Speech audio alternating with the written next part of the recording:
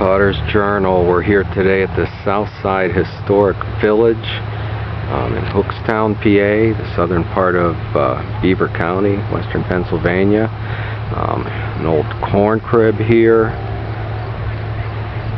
and an old building it was an old doctor's office.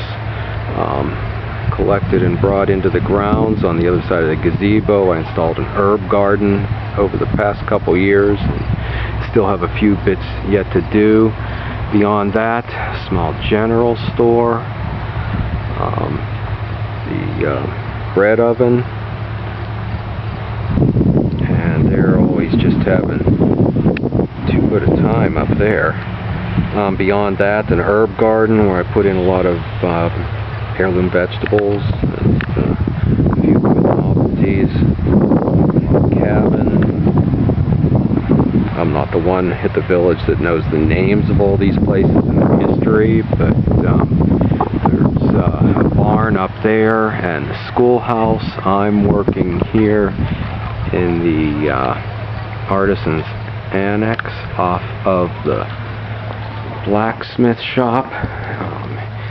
We're going to step in here today while it's quiet, but we'll try to catch some action before the week's out. This is during the week of the Hookstown Fair. We've got some tractors lined up and some barns over there, but there will be action in here in a day or two later in the day. I'm working with a woodworker and a weaver. There's no kiln here, but I'll be demonstrating. It would be nice if I had a treadle wheel or a kick wheel, but I'll be using an electric wheel here. And I've come up with a fairly aggressive agenda. I can't afford to give out this volunteer time, so I've got a 4-day schedule here. Tuesday, in fact, I even drew them all out. Garlic jars, candle holders, we've got a historic reference, some large ones. And then Wednesday, bowls, batter bowls, colanders, something new, garlic keepers. And then Thursday, since this is at the edge of a fairground and a log cabin era, we got pie plates.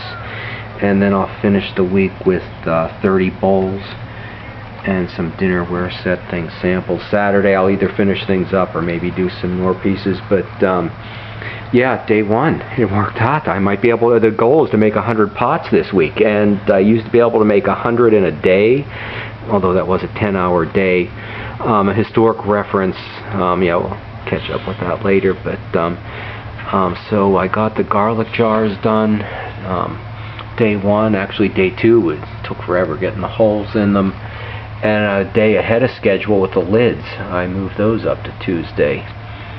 Candle holders for both wide and narrow candles. I do have some shades. If you remember the kiln shed, there's some shades there. And then I did get some larger shades for the big ones here. So a good first day. And